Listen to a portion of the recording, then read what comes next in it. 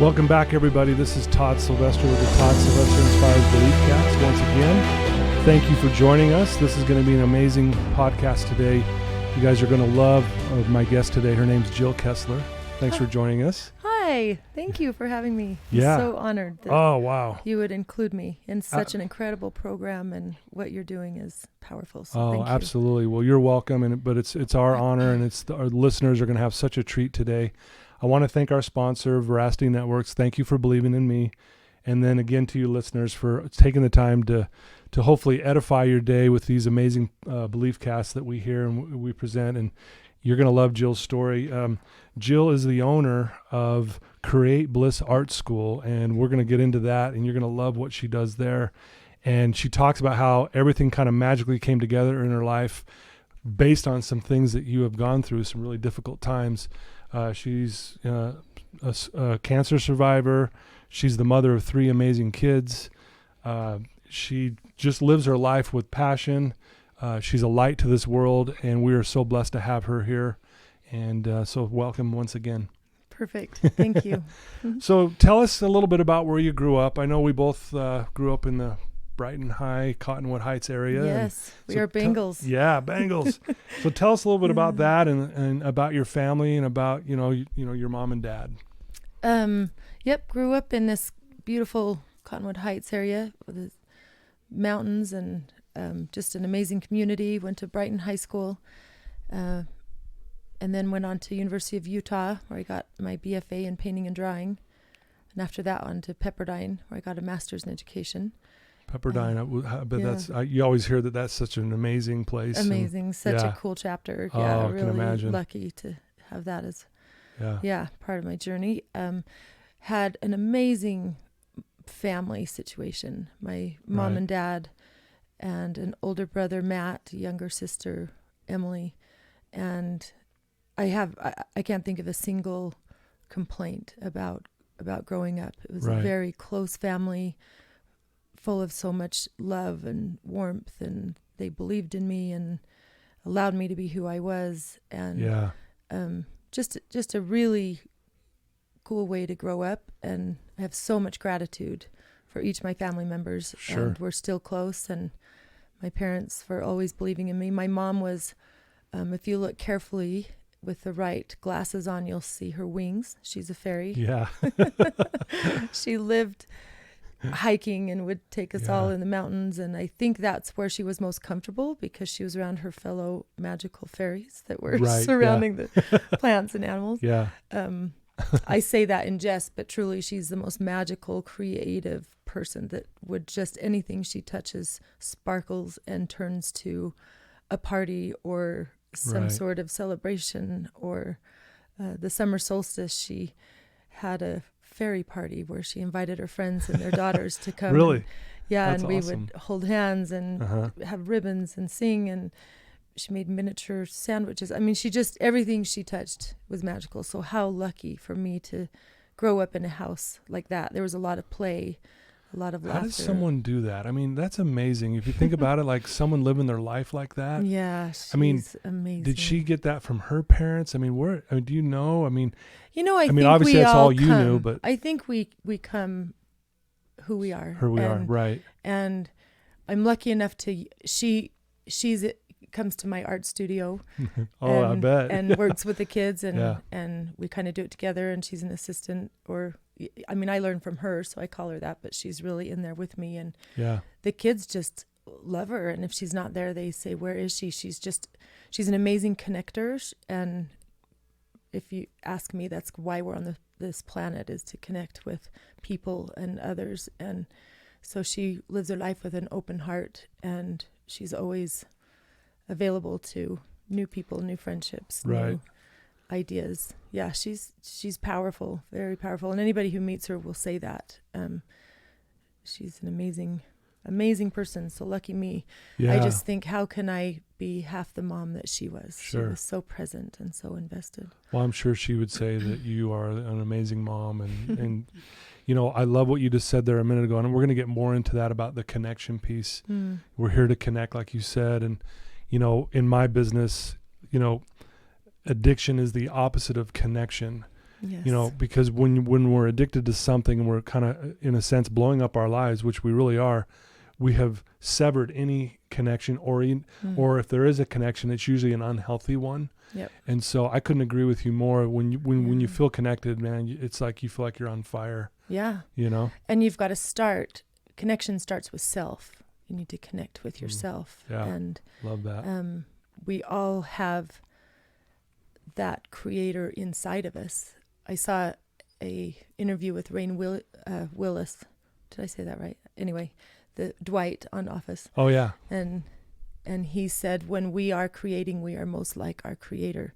And that really rings true for me. And it's kind of the mantra of my Create Bliss art school. Those words are not by accident. Right. And we each are born with that piece inside of us, the ability to create, the need to create. And when we tap into that and we align with that, we are finding our higher self. And on my website, you'll see when we are creating, we are in our highest form of being. Yeah.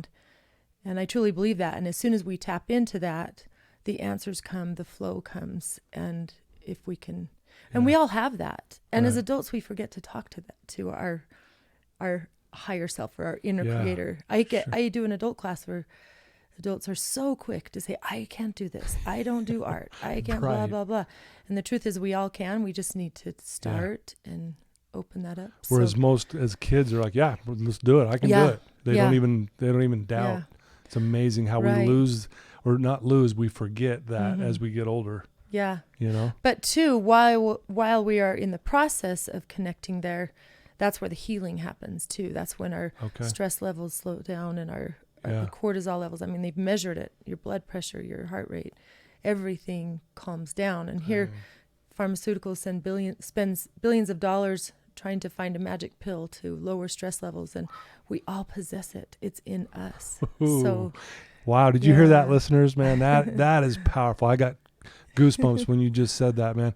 And I couldn't agree more. We have everything we need if we really will just tap into it and recognize that it's there. And I try to give my students that language, and I talk about energy and how do you feel while we are creating. I don't care what goes on the wall. I don't care if you have something to put in a frame. What happens in that period when you're taking part of the process? The process is where the healing happens. Right. And so I remember teaching several years ago, 15 years ago, in a second grade class, and paint everywhere. I'm sweating. There's kids everywhere. And I kind of, anyway, some kid says, this just feels so good. And I stopped him and I said, hey, this feels good. And remember that. That's a tool that is always in your belt. You can always come back to a Sharpie in your hand or a pencil or a paintbrush, and life will hand you stresses. Life will give it to you. Yeah. What are you going to do to cope with that? And so that's big. Every student in my school will hear that many times is this is a tool. Yeah. And you can always come back to that. That's amazing. Well, I know I want to talk a little bit about your parents, because I know, we've talked obviously off the mic here a little bit about how you look at them as your heroes. Obviously you've been mentioning your mom and just how she lives her life. Just a magical, right? Talk a little bit about your parents and why are they your hero? My dad always told me, hey, Jill, be really careful about what you believe, because it will dictate your every move. And to learn that from a young age was powerful, because it really does. What you believe will dictate your life. Yeah. So dang, I love that. Yeah. In fact, I had a time, 2014, we lived in San Clemente, California. It's kind of my last ditch effort to try to save my marriage, and it was hard. It was a pretty dark, hard year. And I discovered Byron Katie, and she really helped me analyze my thoughts, and that I could change my thoughts. And through changing my thoughts, could change an emotion and could allow me. She had a book, Loving What Is. I probably listened to it 20 times over and over on Audibles, story after story, just listening to people challenge their thoughts and watch the stresses really melt away as you change your thoughts about it. So that goes in line with my dad, and that is, be careful what you believe, be careful what you think, be careful how you think. Right. And he always gave me permission to be me. And so often as a parent, we think we know what's best for our kid. Hey, here's your direction, or here's what you should do, or and my parents both believed in education. It was a very important thing. We took our schools seriously. They were involved in our schooling. When it came time to go to college, I sat down. I'll never forget. This was a pivotal point in my life. He said, well, what do you think you'll study? What direction are you going to take at the University of Utah? And I was a good student. I loved math. I was good in the sciences. I'd taken the AP classes. I was going to school on a full ride scholarship. And so I'm like, I started out as a math major, and I was kind of charged, like, okay, you know, what's going to make me a lot of money, Dad? And he said, Jill, you're asking the wrong questions. He said, what makes you happy?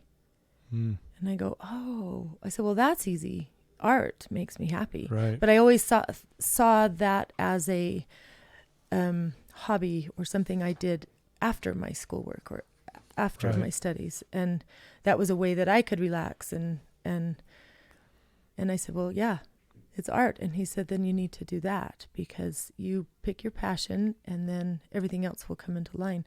So he gave me permission to go lock myself up in a dark room for 4 years and study with the most brilliant professors, and to study light, and to learn how to paint. And that's awesome. And it's through those 4 years that I really connected with my higher self. I really connected with that inner creator, and it's how I live my life. It taught me how to live my life, and that is with an open heart and open eyes, and the world is sparkly and amazing when you learn to see. So how cool to take 4 years and for sure learn to look at something, even a stick. I remember being at a summer solstice art class. That's what they called it. We did it over the solstice. We went for 8 days or something, and down the La Salles and Moab, and the professors came with us, and we just paint all day, every day. And at night we would look at slides and talk about art. And I mean, you were so into it that you dreamt about it. It just, like, you became totally at one with painting. And so cool. And I remember being in kind of a desert area, and we were working with charcoal, and I found some stick, like this old dead stick. And I started painting it or drawing it and sketching it, and 2 hours went by, and I'm still into this dead stick that you would never think had any power. Right. And something came so alive in me in connecting to this dead stick. It's so weird, but it sparked something in me. And when we were having a discussion, you know, we put our stuff up, and Tony Smith, he was just amazing, my professor, and he said, "Whoa, Jill, looks to me like you were dancing on this one." And I started crying, and I said, "Yeah, that's what happened." But that was dancing from the inside. And how cool that God's gift, as simple as a dead stick, could connect to me and speak to me. Is that when you started really recognizing the power of connection? Or I think I've always known that, but with people for sure. Yeah. But also in nature, and also in the quiet, and in the spaces between. I remember talking to my dad. Again, I look at my dad as, he is a hero. I'll start crying when I talk about my parents, but he's the smartest guy I know, both soulfully and intellectually. He always knows, always. And so I always had him to turn to. And I remember saying, "Dad, I had this I was painting, and we were in a box trying to match color with a palette knife. And 5 hours went by. I didn't have anything to drink or to eat. And I was so immersed in this." And he said, "That's the space between, Jill. That's the space. And this life is full of so many challenges and things and stresses. And if you can carve out space and create that time to connect with that higher self, I mean, really, the stress goes away." Yeah. So how often do you take time in your day to look at color or, look at a stick. Mm-hmm. And so, it taught me a lot. Becoming one with wherever you're at, where, Perfect. in that moment, right? Yeah. I had a client who was suffering for years and years and years of alcoholism, lost everything. His wife, the respect of his kids, his life savings, license gone, everything. And he had this experience. He was late for an appointment. And he said, sorry, I was late. I was out watching an ant pile. And he goes, Todd, is the most incredible thing I've ever seen. There you go. This guy's 57 years old when he has this experience, and he was 9 days sober. And he says, for 40 minutes, my suffering completely stopped. Yeah. Oh, gosh. Because he became one with the ant pile. And I share that just because what you're saying is so beautiful. But how important it is that we do carve out that time. Yeah. Yeah, that quiet meditative time. And that also, has continued through my life, especially through cancer the last couple of years. Meditation has saved my life. And that is connecting to my body and connecting to my higher self and that inner space and that quiet. And by having that conversation, again, the healing happens. It's pretty cool. Yeah. So, no, that's awesome. Yeah. So, my parents, my family, just incredible people. And my dad, he was the guy that year in San Clemente when we had moved down there, and I didn't have connection. I didn't know anybody. I didn't have family or friends. Looking back, I realized that's exactly what I needed, is to not be distracted by anything except for me. I really just needed me. Yeah. And I needed to have that time to do the work and to talk to my inner self. And there was a lot of resolve that needed to happen there. But I had, as things were falling apart in my marriage, I would call my dad, and I had moments where I couldn't breathe. I couldn't take another step. Things were really dark. But if I could get him on the phone, just the sound of his voice would help. And he is the most positive person you've ever met, the most giving person. If he has a dime to his name, he will give you a quarter. Yeah. And so he would just talk to me. I said, Dad, can you talk me through this next breath? Dad, I can't breathe. Yeah.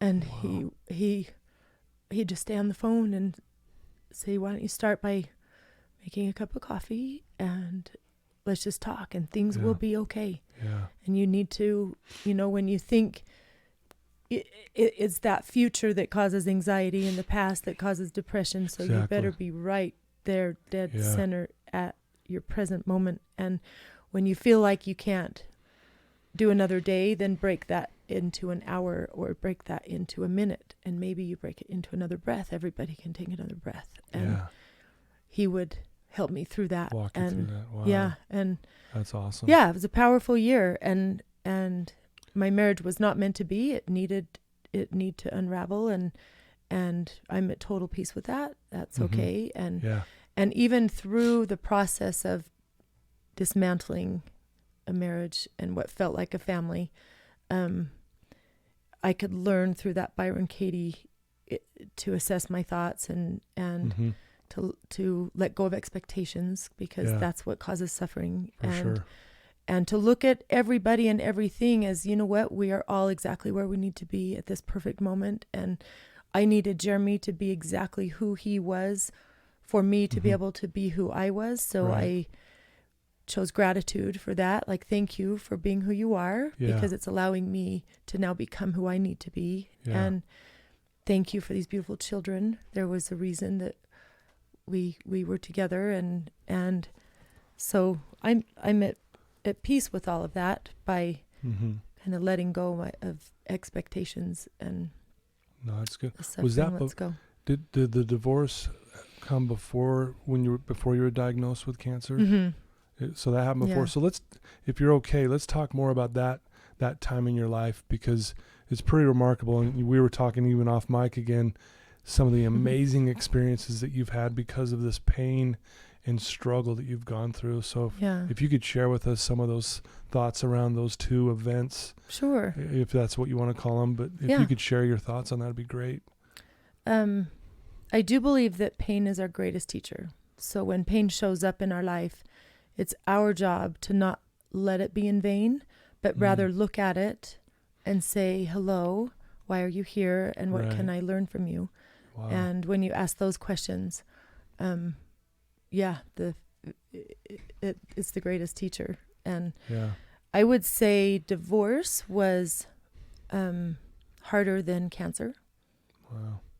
Divorce is a dismantling, and it's a tearing apart, and it's a dividing. And I felt extremely alone in that, and really wondering, it's kind of all of those things, what I thought should be or could be, and your little girl dreams of get married and live happily ever after were not happening. And so that was hard, and people don't know what to say, or people have opinions. Yeah. And boy, I've really learned to not have any judgment on anybody with whatever they're going through, because nobody can ever know somebody's relationship and or what their family dynamics are. And so that was pretty difficult. That was a pretty dark time, but I also look back at it too, and my kids too.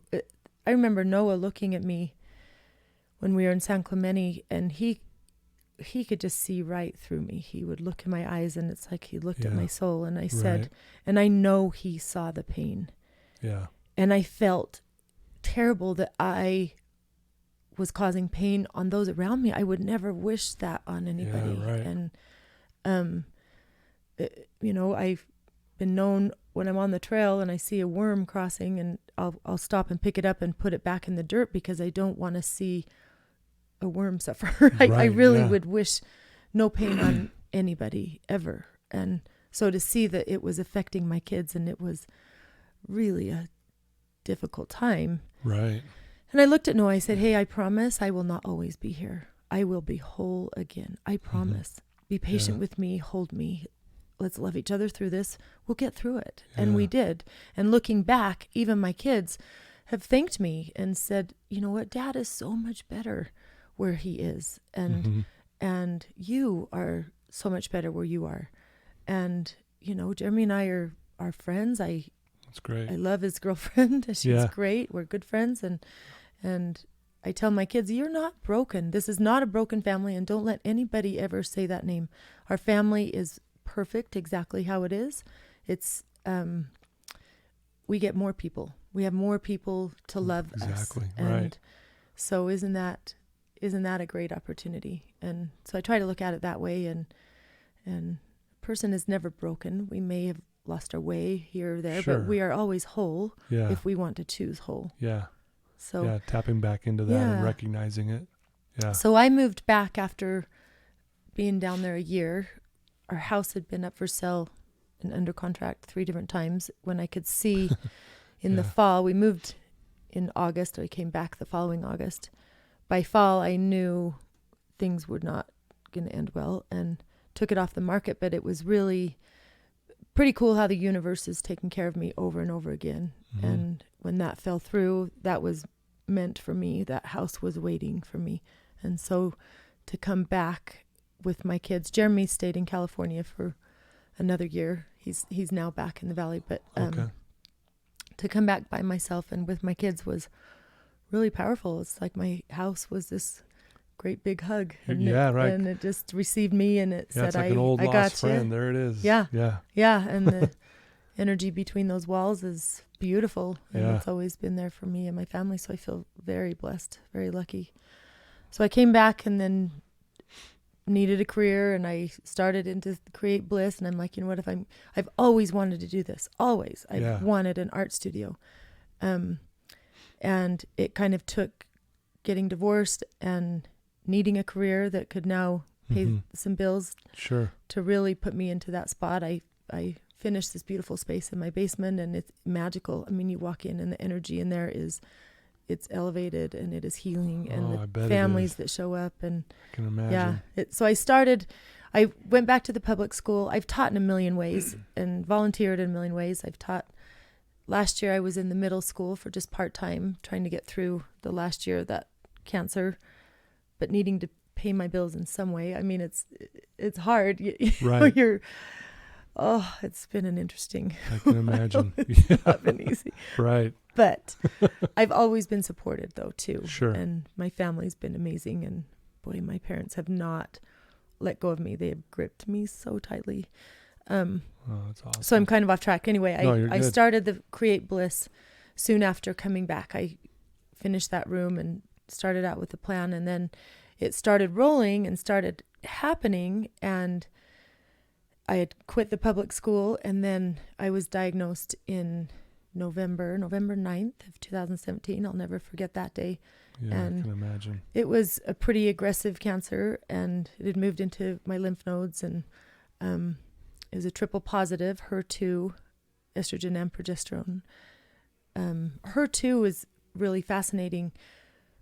Maybe 14 or 15 years ago, if you were diagnosed with HER2, you would most likely die. It's really fast growing and very aggressive.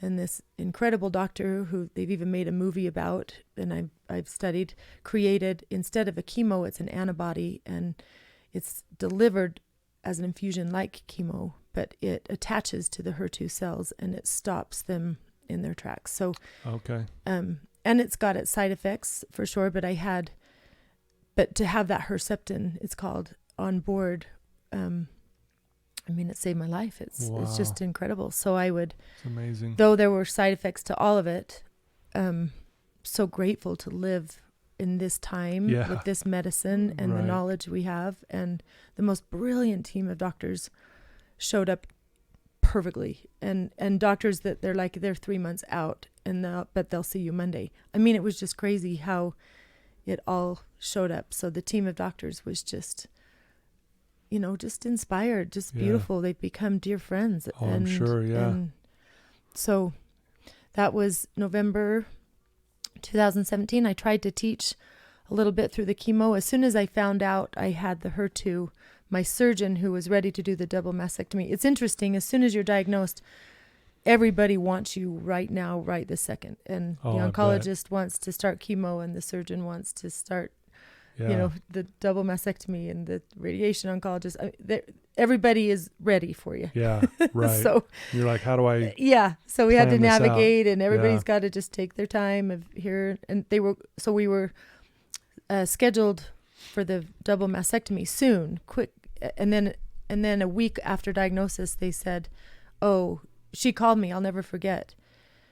I was driving to pick up Gavin or something, and Teresa Reading, beautiful, beautiful breast surgeon, just amazing. She called me and said, "Hey, Jill, I just got these results, and you're HER2 positive, and you're going to need to start chemo first. We need to hit this systemically before we do the surgery, and we're going to see if we can shrink it with chemo first, and then I'll see you. So you need to get an oncologist." I'm like, I don't have again, where do we start? So. Well, I would imagine this feels like a whirlwind. You're going through. What were you emotionally like? I mean, were you like, did you even have time to even think of how the gravity of this, or were you so busy trying to get this going? You just stay in that present moment, right? Yeah. You take every step and every breath that you need. And I wasn't surprised I had breast cancer. I actually knew I did. I had a lump 6 months before. Insurance wouldn't cover for another mammogram. Okay. They said you need to go to a doctor to say, and I went to that doctor, and everybody wanted to wait. But I, in my heart, knew that this was different. It wasn't like the previous cysts that I'd had. I've had a mammogram every year for the last 15 years. I've had kind of lumpy breasts, and so I knew, and I think we always know. I think we need to trust our bodies. They speak to you, and they always know. And so I wasn't surprised at all, to be honest. I went in for my mammogram. They said, we need to do an ultrasound. Then the radiologist there said, I need you back in an hour to do a biopsy. This looks serious. And I said, hey, talk to me straight. Yeah, just shoot it to me I said straight. to her, do I have cancer? And she said, I can't tell you that until I do a biopsy. And I said, you see this before. And I knew. Yeah. And she knew. And so that hour in between, I had to meet with a group of, it's so complicated. But yeah, they gave me a pamphlet of here's some great breast surgeons. And went back to that radiation or the radiologist and said, who should I pick as a surgeon? She's like, well, they're all great. I'm not at liberty to tell you who to go to. I said, with tears in my eyes, and I looked her in the eye and I said, you're a human and I'm a human, and talk to me like that. And what if your daughter was on this table? Who would you, don't tell me what surgeon to go to, but if your daughter was on this table, who would you send her to? She said, Teresa Reading. I said, bingo. And I called, they said, oh, she's 3 months out. And I said, well, actually, and I saw her Monday. I mean, it's cool how it rolled in. And so she called me that next week and said, it's HER2 positive. We need to find a radiation or your oncologist. Again, I had some different arrows pointing to this Dr. Litton, brilliant, beautiful, amazing soul, dear friend. Yeah. And again, they can't see me, but he saw me Monday, and literally we had a meeting about what this cancer looks like. He was kind of the driver of the whole thing. Yeah. And I had a port surgically put in on Tuesday, and I had chemo on Wednesday. I mean, that's how quickly fast, we moved. Yeah. And I was grateful for that. I'm like, hey, let's do it. I mean, I got to go through it. Yeah. Let's do this. And what a great attitude, and and really you come across, even me just sitting here with you, very determined. You're very determined in everything that you do. That's like, it's very purposeful. Sure. Just like when you talk to that person at the hospital. No, shoot it to me straight. Yeah. Just, I can handle it. Yep. Truth always reveals itself. So just speak truth, right? Let's just say it. Yeah. I love that. I'm a big Thanks believer for sharing in that too. That's powerful. Yeah. Wow. So, no, and we were off. I have to share now. This is going to sound a little crazy, and people who know me know I'm a little woo-woo or whatever. So again, I'll speak truth. It's who I am. That's absolutely. But I had friends and people show up in perfect timing. And as I was, so my friend Jenny and Rami, that weekend before truly like within 2 weeks, I was in my chemo treatment. It was all just rolling really quickly. And that's with all the tests and scans and genetic testing and blood draws and blah, blah. I mean, it's a whirlwind for sure. Sure, yeah. And they whisked me away to Mount Shasta. And this little town, this little hippie town full of crystals that speak to me, and this mountain that's powerful. And I was able to get in to a sweat lodge, and we went and did a sweat lodge, and very cool. This shaman who gave me this shaman healing, and powerful. And it was just really cool to set my journey off with that intention. And in the sweat lodge, my intention was just a gentle journey and hold me through this and protect my kids. And you know what? Then you had to put something in the fire. I think they had like tobacco leaves or something. And you threw it into the fire and you gave a release. Like, what are you trying to release? Sure. And I asked to release all fear. And I didn't want to be afraid in this. Yeah. And up until that point, man, my eyes would open in the middle of the night and I was by myself and I was terrified. I was scared. You hear all these terrible things about chemo and surgery and whatever. And I thought, oh shit, I got to do this. Sorry. I'm sorry. I just said that. Oh shoot. No, you can swear. I'm sorry. You're good. No, you're good. Here I am. Okay. No one would have noticed until you brought. I know. I think okay. of those nights, and I was scared. So that weekend before, to laugh, and it reminded me that laughter's got to be a part of this journey. And I had this little mantra I created of love, light, laughter, and life, and I choose those 4 things every day: love, light, laughter, and light. And life, and I need my friends to help me laugh through some of it. And some of it's funny, a lot of it's not funny. But so when I sat in there and was able to give away fear, I really was able to lose the fear. And I wasn't scared anymore. I was okay with it. And I was willing to go through it. And So that was pretty cool. And with that shaman, he never spoke words. It's really like a meditation. I sit on a chair and he's got this huge eagle feather and he's stomping and hitting a drum and you feel it resonate like in your soul, and he's just stomping around. Right. And I'm on this chair in the middle of this amazing, beautiful place, and my eyes are closed, and what rolled through for me was just incredible. And what I could see, I could see layers. And I could see my family really close and all my friends. And then I could see layers of those who had passed, who have been really important in my life, and my grandparents and several people came kind of personally. And then outside of those layers, there was just a sea of people. Like I didn't know them, but it's like it went on to infinity. And I felt this enormous amount of love and support, and I knew that I was loved and supported through the infinities. I really felt that. Wow. And I also... It's amazing. Okay, I'm talking, this is crazy talk, but here we are, right? No. Speak your truth. In the middle of this shaman healing, I have this really amazing, soulful husky dog that passed away 13 years ago. I don't know. Right. This great big black Siberian husky with long hair. He was like unlike any husky I'd ever seen or any dog. Right. I got him when we lived in California, and I would clear the beaches. People thought it was a wolf, and it was people were like, "What's this?" And he was so gentle and so kind and so powerful and so soulful. He was honestly the most amazing energy. During my shaman healing, he came and crawled up my back, and he climbed over me in this hug. Like a over my back. And he had the brightest blue eyes, and I could see his eyes, and he's like, "I got you, my dog."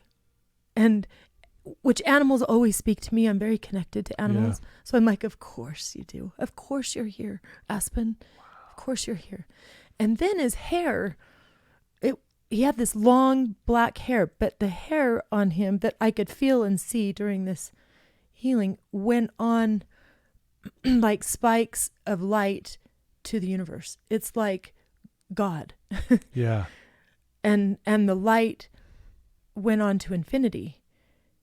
So I was held in this embrace by my dog and my family and all these faces that were so close to me.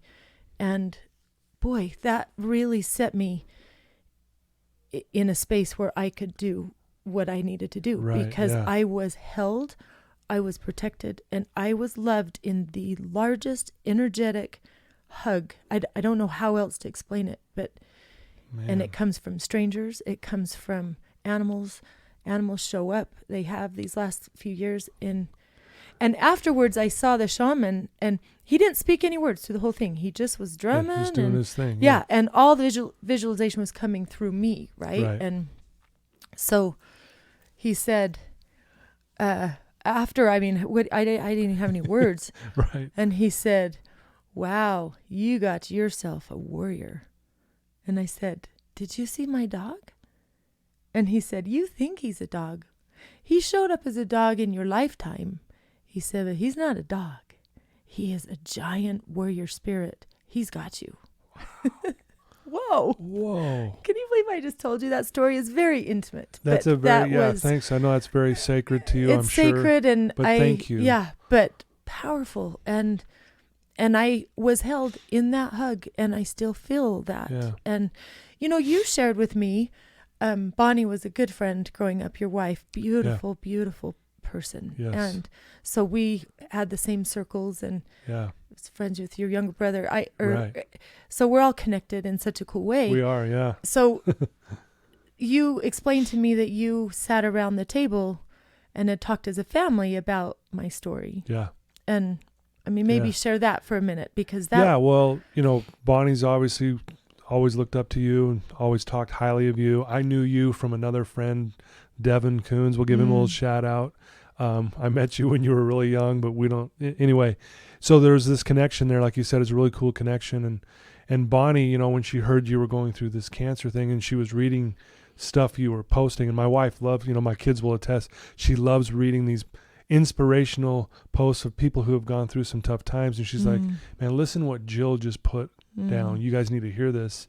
And I'll never forget, we do Sunday dinner with the whole family. My kids are growing up and out, but they'll come home on Sunday and we'll do a little Sunday dinner kind of thing. And she had shared some things of what you're going through. And it was just like this, wow, just like, how can Jill feel and think this way going through something so scary and horrific, and so anyway, it was just really inspiring, and we just really connected with your story, and my kids connected with it. And, Bonnie, props to her, because she's always doing this, like, hey, I'm going to read this to you. And she reads it to the family. It's awesome. Oh, she's always been such a light, such a beautiful soul. Yeah. And you sharing that, you were part of my hug.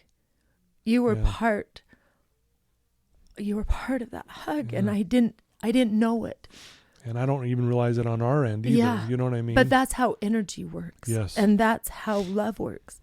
And it knows no time or distance or space. You love somebody, they feel it. And so by you sitting and sharing that, that's part of what I was feeling. I've never felt anything like it. And I really would wish it on everybody. I don't wish cancer on anybody, but that idea that we are that loved and supported, it was almost suffocating. Yeah. Of what showed up energetically. And that's part of it. So thank you so much for being part of my prayers and part of my story. And people would send a text and say, I prayed for you today, or and I feel that, and it works. So well, you mentioned before, the coolest thing about cancer is people show up. Yeah. Oh yeah. People and animals and people who have passed and animals who have passed. And like you said, that experience you've had and how, and again, I it's just so cool. You're so passionate about connection. I mean, it makes a lot of sense as you're talking. You're like, how powerful all these things were for you in those moments of need, in time of need. And I'll tell that to my kids. Hey, when things are looking down, open that heart and open your eyes, and the gifts will show up, and they are usually in the form of people. And I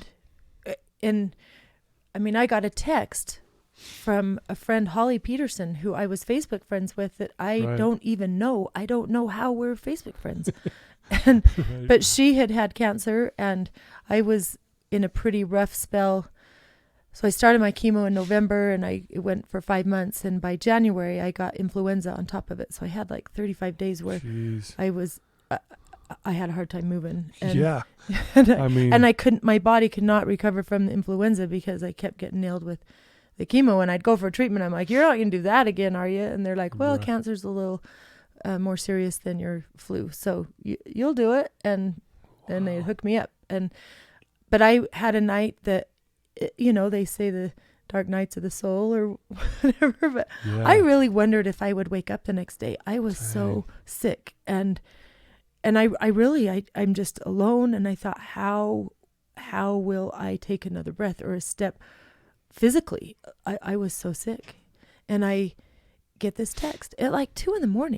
through Messenger on Facebook. Right. And I didn't share a ton on Facebook. I kind of had to retreat from social media. I just had to put my head down and do my thing. Yeah. So, but occasionally it was easier to put out a blanket story or an update and let people know kind of where I was. So she reached out and she said, hey, you're probably about at this point in your chemo, and I just want you to know that it can feel pretty dark right now. And depression can come. And you're going to wonder if you really can keep on with this, if you can really do another treatment. And I just want you to know that you can. And this is normal, and this is real. And I experienced that. I was like, who are you? Right. Like, beam in the middle of the night. Yeah. And 2 a.m, right? Yeah. And she stayed with me. And I texted back, oh, how did you know? I am struggling. And then I just would ask her questions. And there's something about connecting with somebody who's been through it, that there's this whole new empathy and this whole new compassion of, hey, what'd you do about this? And how, and we met for lunch later and we've become friends. And she is one example of a million of people who just showed up in perfect timing. Through that same month, I was so sick. I went to the doctor and could barely walk. And my sister, who was so cute, she stayed right with me through. She did the cold caps, every chemo to try to save my hair. Yeah, and sure. I lost about half of it, but I saved enough where people didn't look at me like, "Oh, what are you going through?" She was amazing, and she didn't leave my side. She said, "Hey, I've got this discount for Lululemon. Let's go get you a fresh pair of, I don't know, a sweatshirt or whatever." Yeah. And I'm like, "Emily, I can't You're like, go to freaking Lululemon." Right. You're like, that's the last place I want to go. Yeah. And so anyway, I thought, I'm out and I'm barely out and I'm barely making it. So we walked in and we took a loop around the store and I just crawled right into the dressing room and curled up on the bench and I couldn't move. And she and this cute girl started helping her and she's like, "What is it? Your birthday? You getting a new outfit? Blah, blah, blah." And Emily put her arm around me and said, "This is my sister and she is doing hard things and she's in the middle of chemo and I'm so proud of her that I would like to treat her to a sweatshirt or something." And this girl felt the love between Emily and I. Yeah. And she could see in my eyes I wasn't well, but she could see the love and compassion in Emily's, and that was pretty cool. We went to check out, way cool. And I don't even know this girl, and she pulls up this cute pair of tights that she said, "Hey, you need a pair of these, and these are on me." I said, "What are you talking about? They're on you." And she started crying and she said, "I feel you today and this was powerful and you've changed my life and inspired me." I wasn't trying to do anything. I was crawling in on a bench. I was just, Right. But that day it was Emily and it was her love for me and she felt that and she said, "Thank you." So thank you for inspiring this day and for making me, gratitude. It's all perspective. For sure. And she gave me a pair of tights, and the tights were darling, but the connection, wow, wasn't that powerful? The connection, and I know you talk a lot also about how love heals. I mean, just that act of kindness towards you and how it made you feel. Oh, it's powerful. I mean, you can honestly even say that starts to heal the cells in our bodies and our. Absolutely. I mean, just that feeling and everything, and so. What a neat experience. Yeah, over and over. That happened over and over. And I'd go up on the trail. My friend Susie Covey was a dear friend, and we used to run the trail and she slowed it right down to a walk, and when I could, I would get out and walk, and I was slow and I'd have to stop and take breaks, and she was patient with me, but being on the trail was so healing, and I had Hawk show up. And he stayed with me, and he still shows up. He was there just the other day, and to remind me, he would circle around me, and I would look up and say, "Hi, I see you, and I honor you." And you look up the Sparrow Hawk and the meaning, and it is higher perspective. He's up there, and he sees the higher perspective. And so often we're down here in, the mud and these little pieces of life, and we think how are we going to get through this next little piece? And he's up there and he sees the whole picture and says, "Hey, there's a higher perspective. It's okay. You take another step. You got this. And there's a bigger purpose for you." And so, animals showed up and friends and my own animals just. That's amazing. Yeah. It's actually, it's I wouldn't change a single thing about my life, and I am so grateful for cancer. To be honest, I'm okay, and it's rearranged some things. For sure, yeah. Well, and I love that you say that because I really believe life happens for us, not to us.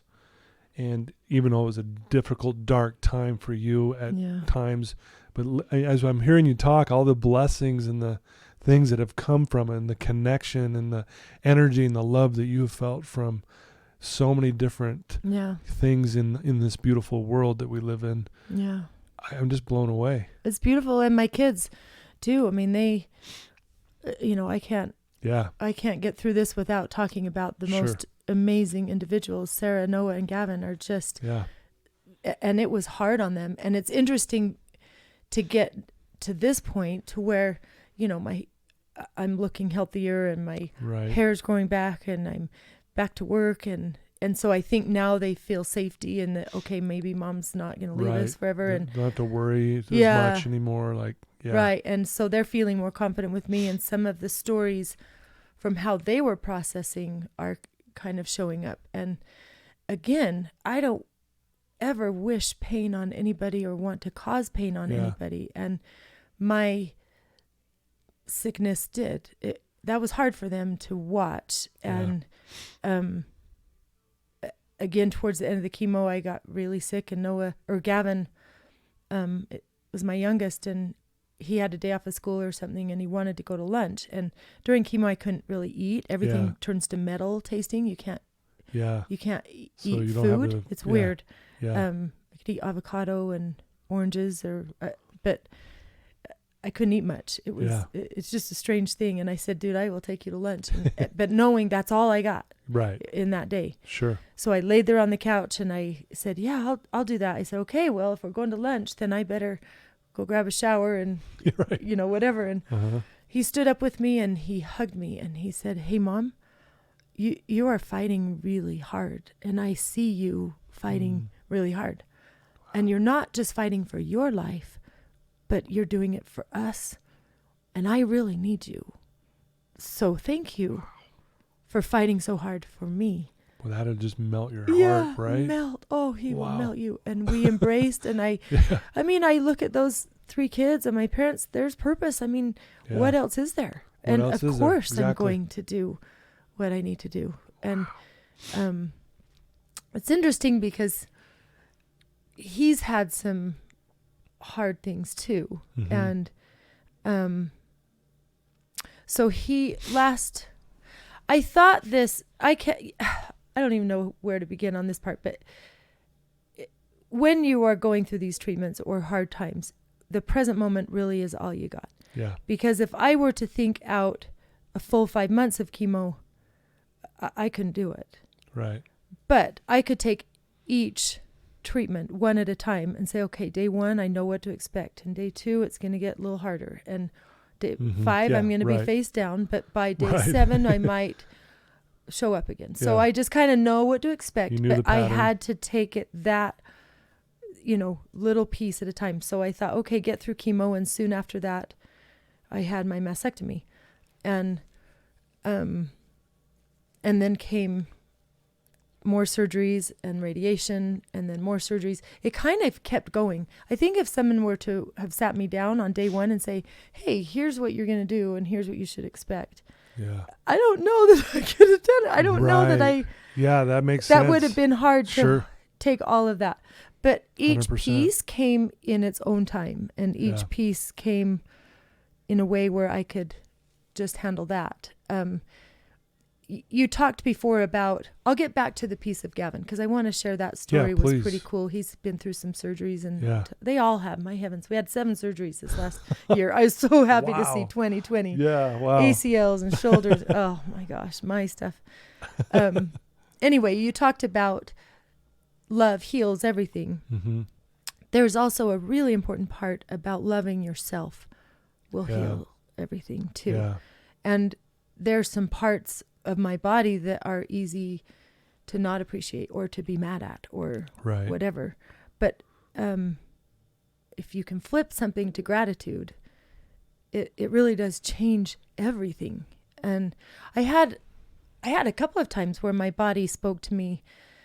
One, so in that chemo, my hematocrit came down lower and lower with each treatment, and I was never able to fully recover, before I was knocked down again. So I think you start at 45, and by treatment 5, I was at 26 or 7, and that's like your red blood cells, and so the chemo's killing everything, right? Yeah, and so I got to where like I could hardly get to the bathroom without wanting to pass out. I just had no blood, and And my surgeon said, well, I can't do your mastectomy until you're at least at a 35. Well, I went in for my last treatment and I was at a 26, and I'm like, I know I'm going to go down. And the transfusion level was 26 or 25, or maybe I was at a 27. I can't remember the exact numbers now, but I was really close, and I knew I was going to take another hit. And by day 10, I was going to be at a low. So sure enough, I go into the doctor, and I was right there needing a transfusion. And he said, okay, but we're at day 10.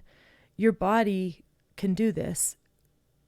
Let's see what your body can do. So he tested my blood every day, and in about 3 or 4 days, it came up 0.2. And to see it moving up versus down, he said, okay, your body's going to do this. We're not going to do a transfusion. So then it was like crucial that my body makes more blood. And I had a couple of weeks, and I met the surgeon, and I had gotten to a 27. And my oncologist said, typically you'll raise your level a point a week. And so my surgeon was like, Jill, you have 3 weeks to go from a 27 to a 35. And I can't do the surgery. It's not safe to do the surgery without that much blood. And I said, I will do it. You just watch. And I would get in my bathtub. Water is a real energy mover for me. And that's why I would meditate and say my prayers and whatever. And I would talk to my heart, and I would talk to my blood, and I would visualize them. And Archangel Raphael pouring into my crown, green healing light, and this little army of blood, just like the troops marching on and making more and making more. And I would visualize that, and I would thank it.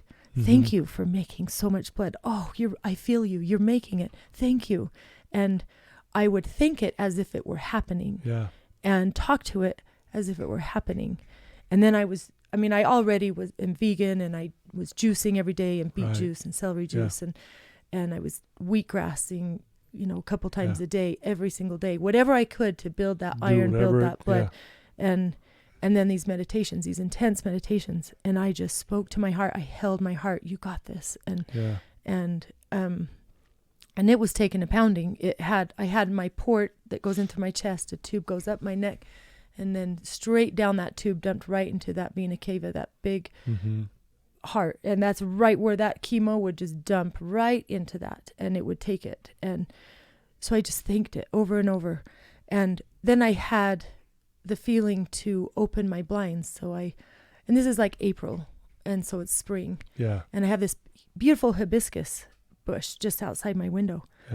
And I look out, and it's trying to push a bud, and there's some green and some growth on this dormant bush of sticks. And another sign, I said, there is growth. There will be growth. And I feel like my cancer was a time to crawl into a cocoon, and I kept saying, I will emerge a butterfly. And you thought you liked me as a caterpillar? Watch out. Watch out. So I was in this cocoon, awesome. and just like that little bud trying to push out, it just reminded me that I can grow. I can do this. I will grow again. And it did. Day of surgery, I was at a 35. Wow. And it usually a point a week. And I went from 27 to 35. And that was my body. Wow. Thank you. Man. It's powerful. I love this. I gotta, if you wouldn't mind, if I can share a quote. Yeah. Because what you said reminded me of this quote when you said, I was thanking it before it even happened. And it reminds me of a quote by Neil Donald Walsh, and he says, expressing thankfulness in advance is the way of all masters. So don't wait for a thing to happen and then give thanks. Give thanks before it happens, and watch energy swirl. Oh, I need that. That is so And so as you're beautiful. saying that, yes, that's it. The art of visualization is so powerful. I mean, there's a reason why Olympic athletes use this as part of their training. Because it works. It works. Truly does. So as I'm hearing you say, I mean, I got chills right now as you were sharing that. It's like, it's amazing. And that you were just like, no, I thank you for doing your part. Yeah. And you were thanking it before it happened. I don't know. It's just so beautiful. I love that quote. I love it. I need to write that down. Yeah. I had another time, the Herceptin treatments, the one that was targeting HER2, I had 17 infusions. So the chemo, I had 4 drugs that were those first 5 months. And then those stopped. And that was the part that was really wiping out the blood cells. Then the Herceptin that worked as an antibody went on until the next November, so the full year. But it's really hard on your heart. So they would do EKGs every couple months to check my ejection fraction. And at 6 months, halfway to the halfway point of the Herceptin treatments, my ejection fraction of my heart dropped from 60 to 51. And that was a dangerous drop, 9 points. And so my oncologist said, you can't do Herceptin again, because they worry about congenital heart failure too. So I'm like, dang, we want to fight the cancer, but I kind of like my heart too. You know, kind of like the heart. It needs to be working for me. So I skipped a treatment and again, I hopped in the bath and I started talking to my heart and I held it and I said, you are doing so much. You're working so hard. You're taking these drugs and thank you. Thank you for healing. Thank you for making blood. Thank you for being so strong. And I held it and I said, thank you for speaking to me. I promise I will listen. I will continue to listen. So you talk to me. The doctors can tell me things and the tests can tell me things, but my body knows all. So I said to my heart, talk to me. I'll listen because now you're speaking up. And so I had this beautiful meditation and I was getting out of the tub and I had this distinct impression again to go back into the water and to put my head under. And I thought, I haven't done that since I was a little girl, right? I mean, how weird. Yeah. It's kind of weird. Blow bubbles and I stuff. Blow some bubbles. Yeah. But I was standing there and I had to honor that. I'm like, okay, whatever. So I got back in the tub and I laid my head under and put my ears under. And what did I hear? My heart. It was like it was echoing, and it was just this strong. And of course, the tears, I start bawling, and it was talking to me, and it said to me, "I'm strong. I can do this." Wow. And here I am talking, and I just cried, and I held my heart, and I said, "There you are. I hear you. Keep talking." Oh my goodness. And my heart That's continues amazing. to guide me, and that's how. That it navigates through this journey, and it's always right. And so it kicked back up by the next time, and it stayed strong, and I was able to finish the full year of treatment, and I continue to think it's pretty cool how bodies speak. And so now but you have to speak to it. You have to love it. You have to. You have to connect with it. Yeah. Again, back to your connection and how you love connecting so much and why it means so much to you. Yeah. Because what you did there in that moment is you connected with your heart. Yeah. I love that. Yeah. It's so beautiful. What better? Yeah. I mean, and like you said, we don't take enough time to do these things. Yeah. We need to do these things, man. Yeah. It's powerful when we do it. Yeah. You know, your story is amazing. You're amazing. Seriously. I want to ask you a question. There's going to be a lot of people listening to this, a lot of people who are struggling with all kinds of different things. Mm-hmm. What's maybe some advice you could give someone who's struggling right now that's hearing your story? They're obviously going to be inspired by it, but some advice that they can kind of, maybe find their way or find some, maybe they're in that dark moment, like when that friend reached out to you at 2 a.m. and kind of guided you a little bit. What could you maybe say to them right now that would help them? I think, one, your body always knows. Love it, honor it. And gratitude. Gratitude changes everything. And that's all just perspective. Gratitude is simply your thoughts and perspective.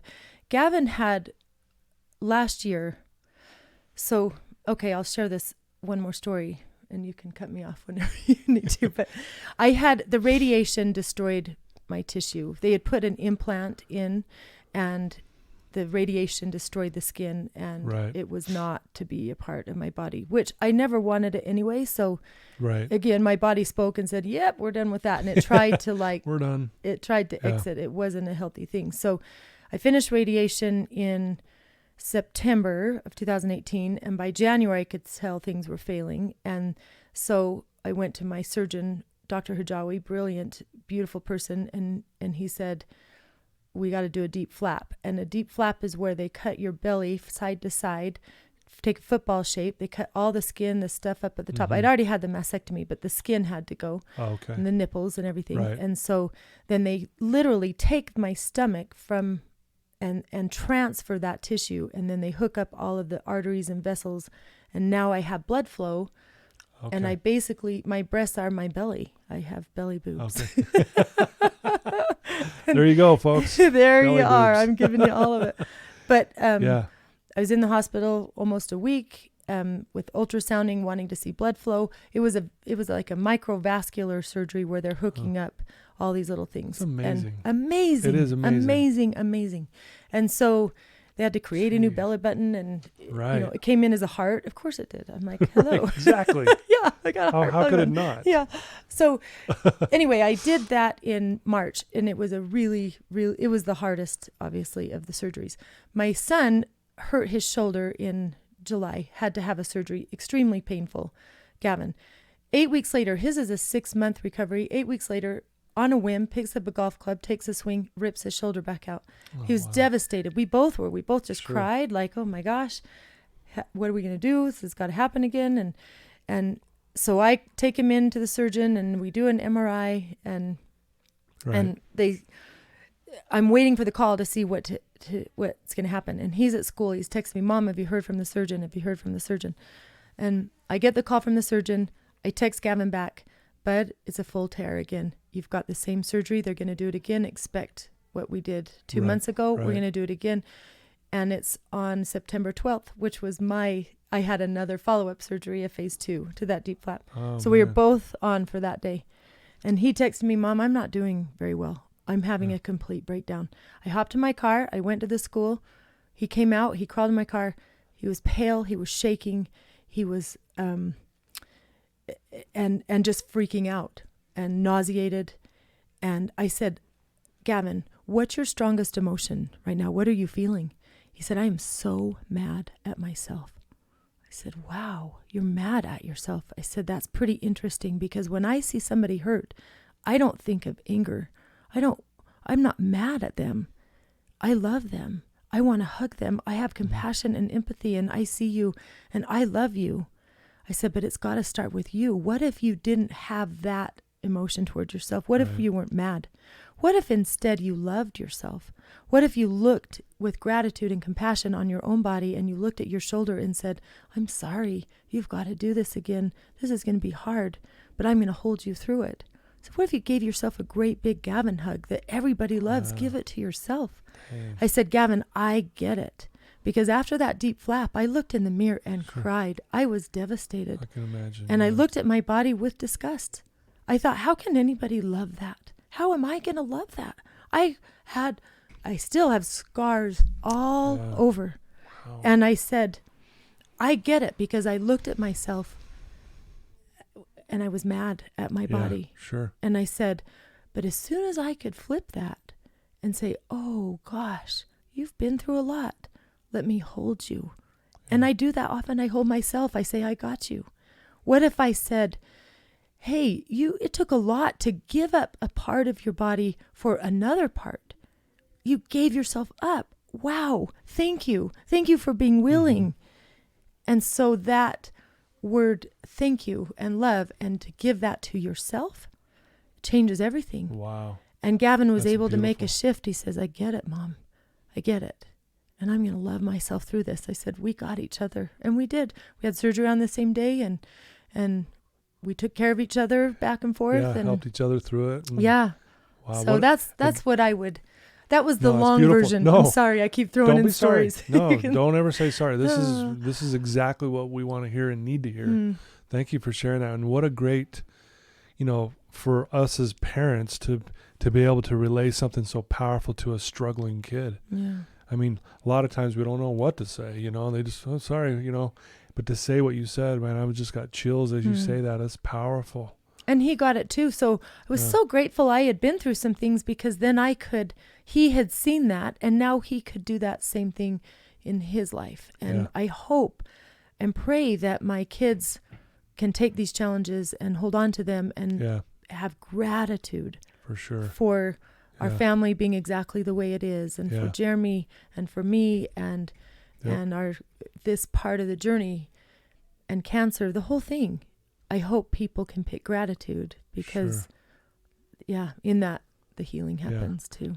That's beautiful, Jill. You're amazing. Thank you for just everything, man. You are a light and an energy. You really are. I wish people would be sitting here with me right now to feel this. But, if someone wanted to reach out to you, learn more about you, ask you questions about your story, they might be going through cancer themselves and they might have a question to help them through it.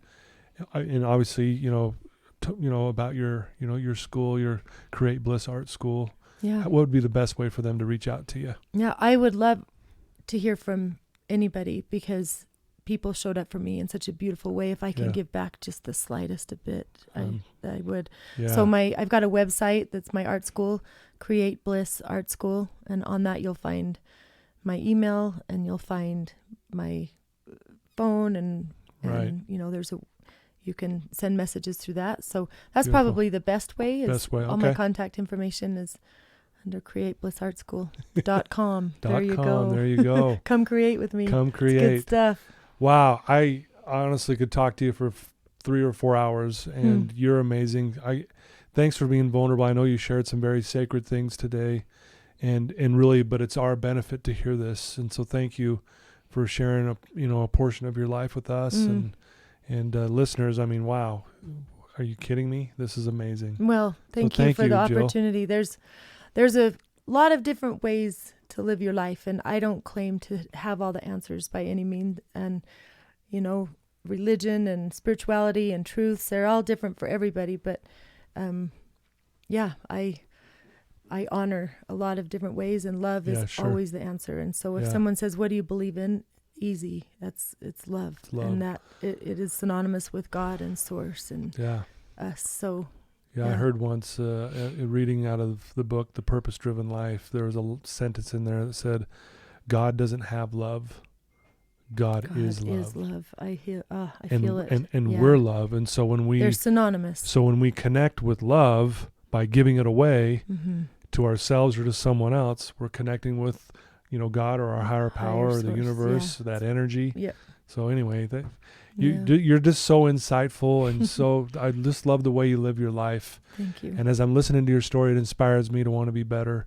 And I know our listeners are going to feel the same way. So what an opportunity. Thank you for taking the time. This is wonderful. Thank you. Thank you for having me. And thank you for being you. What you're doing is powerful. Change in the world.